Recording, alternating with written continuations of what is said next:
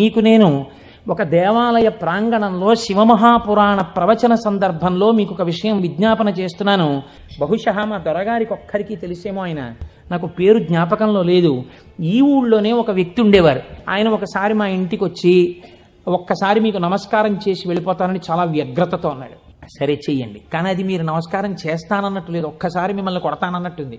ఎందుకంత భావన వ్యగ్రత అన్న అంటే, ఇవాళే నా జీవితానికి చిట్ట చివరి రోజు, నేను ఆత్మహత్య చేసుకోబోతున్నాను. నా మనస్సులో ఎప్పుడైనా శాంతి కలిగితే మీ ఉపన్యాసాల్లోనే కలిగేది. అందుకని మీకు ఒక్కసారి నమస్కారం చేసి ఆత్మహత్య చేసుకుందామని వచ్చాను. మీకు ఒక్కరికే చెప్తున్నాను, మీరు ఎవరికీ చెప్పకండి, సాయంకాలానికి నేను ఉండను అన్నాడు. నేను అడిగిపోయింది, ఇది నాకు చెప్పాడు బాబని. అది నేను తర్వాత ఎడతాను ఆఫీస్కి, అవసరమైతే హాఫ్ డే సీఎల్ ఎడతాను, కూర్చోండి అని కూర్చోబెట్టాను. అంటే బాబోయ్ ఇలా మా ఇంటికి వచ్చేయమని ఆలోచమండి. కాబట్టి కూర్చుంటే ఏమి మీకు ఎందుకు కలిగింది బాధ? ఆయన ఏదో పాపం చాలా చెప్పుకొచ్చాడు ఏడుస్తూ. నేనన్నా సరే ఒక పని చేయండి, ఆఖరి ప్రయత్నం ఒకటి చేయండి. మీరు దీక్షగా 42 రోజులు శివాలయానికి ఎవ్వరికీ చెప్పద్దు. ప్రదోష వేళలో వెళ్ళి శివ ప్రదక్షిణం చేసి మీరు ఏమీ చెప్పకండి. మీరు చెప్పగలిగినంతసేపు శివాలయం అరుగు మీద కూర్చుని శివ శివ శివ శివ శివ శివ ఇదొకటే. ఒక 42 రోజులు ఈ దరిద్రాన్ని, మీ కష్టాల్ని అనుభవించి చూడండి అన్నాడు. మీరు నమ్ముతారా? ఆ వ్యక్తి నా దగ్గరికి వచ్చి, నా జీవితంలో ఆశించని రీతిలో నా జీవితానికి ఒక కొత్త మలుపు తిరిగిందండి, నేను వరంగల్ వెళ్ళిపోతున్నాను, నేను సెటిల్ అయిపోతున్నానని చెప్పాడు. ఆ వ్యక్తే నాకు ఈ మధ్యనే మళ్ళీ ఫోన్ చేసి, కోటేశ్వరారు ఇప్పుడు నేను ఎంత ఆనందంగా ఉన్నానోనండి, ఒక్కసారి మీరేమన్నా వరంగల్ వస్తారేమిటండి ఉపన్యాసాలకి, మీ దర్శనానికి వద్దాం అనుకుంటున్నాను, నేను కూడా కాకినాడ అన్నాడు. అయ్యా మీరు ఎప్పుడైనా కాకినాడ ఇప్పుడు అక్కర్లేదు, ఇప్పుడు తర్వాత వద్దురు కానీ, నేను వరంగల్ ఇప్పుడు మాత్రం రావట్లేదు, నేను వరంగల్ వస్తే చెప్తాను, అప్పుడు మీరు నా దగ్గరికి వద్దురు కానీ తప్పకుండా దర్శనానికి అన్నాడు. ఏతి జీవంతిమానందో నరం వర్ష శతాదపి అంటుంది సుందరకాండ. 100 ఏళ్ళు బతికిన వాడు శుభాన్ని చూస్తాడు. అందుకే తొందరపడి ఏదో సమస్య ఉందని ఆత్మహత్యలు చేసేసుకుంటాం, ఇలాంటి మాటలు అనకూడదు. కాబట్టి చూడండి, శివుడు ఉద్ధరించగలడు అనడానికి ప్రత్యక్ష ప్రమాణం మనకే ఉంది కదా. శివం అంటే మంగళం, శోభనం, శ్రేయస్సు, కళ్యాణం. ఏ శుభము నీకు కావాలన్నా శివానుగ్రహముగానే వస్తుంది. శివానుగ్రహము కలిగితే నీ ఇంట సర్వమంగళములు జరుగుతాయి. మీరు చూడండి, నేను ఇక్కడ మీకు ఒక గంభీరమైనటువంటి విషయాన్ని వాళ్ళ ప్రస్తావన చెయ్యాలి అని అనుకుంటున్నాను. బాగుందండి మీరు చెప్పింది, శంకరుడు అంతటి గొప్పవాడే, ఇంతవరకు బాగుంది. కానీ ఇలా ఆయన ఎప్పుడూ మా కంటితో మేము చూడని రూపంలో ఉండడమేనా, లేకపోతే మాకు ఇంతకన్నా ఏమైనా గొప్ప ఉపకారం చేశారా? కళ్యాణం, భద్రం, శ్రేయం, శోభనం, శుభం, వీటన్నింటికీ అర్థం కేవలం శుభాలు చేసుకోవడం, పెళ్లిళ్ళు చేసుకోవడం, బూరులు తింటూ ఉండడం, గారులు తింటూ ఉండడం ఇవేనా? ఇంకేమైనా చెప్పారా శంకరుడు? ఇవే నా అర్థం, నేను ఇవే మీకు చేసి పెడుతుంటానని ఏమైనా అన్నారా? దీన్ని మీరు చాలా జాగ్రత్తగా గంభీరంగా పట్టుకోవాలి. మీరు ఇది పట్టుకునే ప్రయత్నం చేస్తే శివపురాణం విషయంలో మీకు ఒక గొప్ప అవగాహన ఏర్పడిపోతుంది.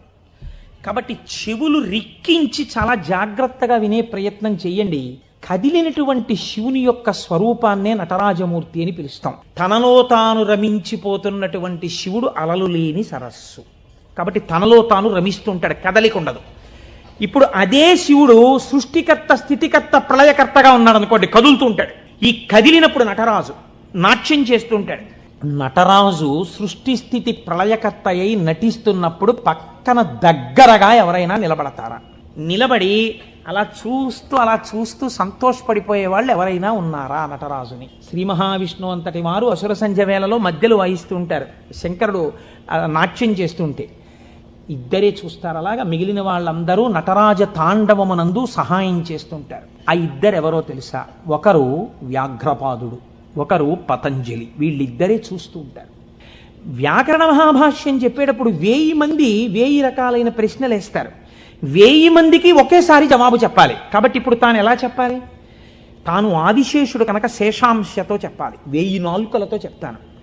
కానీ 1000 నాలుకలతో చెప్పినప్పుడు ఒక ప్రమాదం ఉంది. శేషాంశతో ఉంటాను, దానిలో విషపు గాలి కూడా వస్తుంది, ఎదురుగుండా కూర్చున్నవాడు బూడిదైపోతాడు. కాబట్టి తెర అడ్డం కడతాను. ఇది చిదంబరంలో జరిగిందండి యథార్థంగా. నేను ఒక తెర అడ్డం కట్టి లోపల నేను కూర్చుంటాను, మీరు బయట కూర్చోండి. మీరు ప్రశ్నలు అడుగుతూ ఉండండి, నేను చెప్పేస్తుంటాను 1000 నాలుకలతో.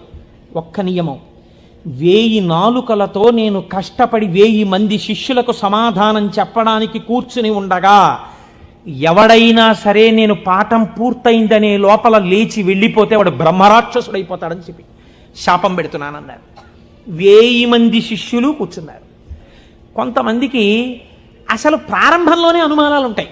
అలాంటి వాళ్ళు కూడా ఉంటారు. ఇప్పుడు ఇది మోక్షద్వారం, ఇందులో దూరితే మోక్షం వస్తుంది అన్నాం అనుకోండి, ఇది ఎవరు పెట్టారండి అంటాడు. వెంటనే వాళ్ళు వచ్చారు. అసలు ముందు తెలుసుకోవడం కన్నా అనుమానాలు ఎక్కువ. అక్కడే పతనం ప్రారంభం. విన్నదాన్ని మననం చేసి దీన్ని మనం ఎంత అనుష్ఠానంలోకి తెద్దామని చూడకుండా మనం ఎన్ని అనుమానాలు ఇందులో తెచ్చేసుకుందాం అనేటప్పటికీ అవి ఎప్పటికీ ఆగవు. మీకు ఎప్పటికీ ఆగవు అనుమానాలు. ఇప్పుడు ఏమైపోయింది, ఇందులో ఒకటికి అనుమానం వచ్చింది. ఏమిటో వెళ్ళిపోతే బ్రహ్మరాక్షసుడు అంటున్నాడు. ఈ మాట వినగానే అసలు నాకు తోచడం మానేసింది.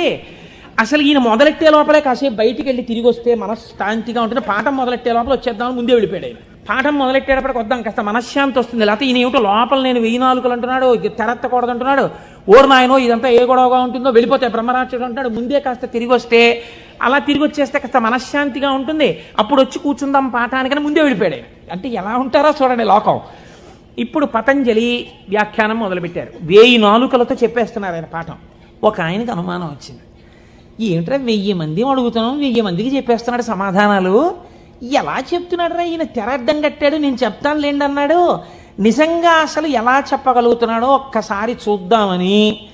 చూడండి, సేవ చేస్తున్నారు పరమాత్మకి అని తెరడ్డం పెడితే ముందు వరుసలో కూర్చున్నవాడు తెరెత్తి చూస్తుంటాడు. ఎంత తప్పది అంటే అది కూడా భక్తి. కాబట్టి అలా ఆ పతంజలి అటు కూర్చుని ఉండగా ఒక శిష్యుడు ఏం చేశాడంటే మెల్లిగా తెరెత్తాడు. తెరెత్తి చూశాడు. చూసేటప్పటికి విషపు గాలి వాడు ఒక్కడి మీదకే పెడుతుందా? ఈ 999 మంది బూడిదైపోయారు. అట్నుంచి ప్రశ్న ఆగిపోయింది. ఆగిపోగానే పతంజలికి అనుమానం వచ్చింది. ఏదో జరిగిందని ఆయన పాఠం ఆపి లేపి తెర తీసి చూశారు. బూడిద రాసులు ఉన్నాయి. అరేరే చచ్చిపోయారా 1000 మంది అనుకున్నారు. ఇంతలో పాఠం వినడానికి కొంచెం మనశ్శాంతితో వద్దామన్నవాడు వచ్చాడు. నువ్వు ఎక్కడికి వెళ్ళావురా అని అడిగాడు ఆయన. అది నేను చెప్తాను కానీ వీళ్ళు ఏంటంటే 999 బూడిద కుప్పలు ఏమిటండి అన్నాడు. వాడు బుర్ర మరీ పాడైపోయాడు. ఆయన అన్నారు, కంగారు పడకు, నేను ముందే చెప్పాను కదా తెర ఎత్తద్దని. ఎవడో ఎత్తాడు, బూడిదైపోయారు. నువ్వు మాత్రం ఒక్క శిష్యుడు మిగిలావురా, మీకు 1000 మందికి పాఠం చెప్తానన్నాను, కనీసం ఒక్కడే మిగిలావు, నీకు చెప్తాను పాఠం అన్నారు. వాడు హడిలిపోయాడు. అయ్యి బాబోయ్ పాఠమే అని. ఇప్పుడు పతంజలి అన్నారు, నీకేం చెప్పను, కంగారు పడకు, నీకు నేను అనుగ్రహించేస్తున్నాను, నీకు వ్యాకరణం అంతా భాషించేసింది, నీకు వచ్చేసింది వ్యాకరణం.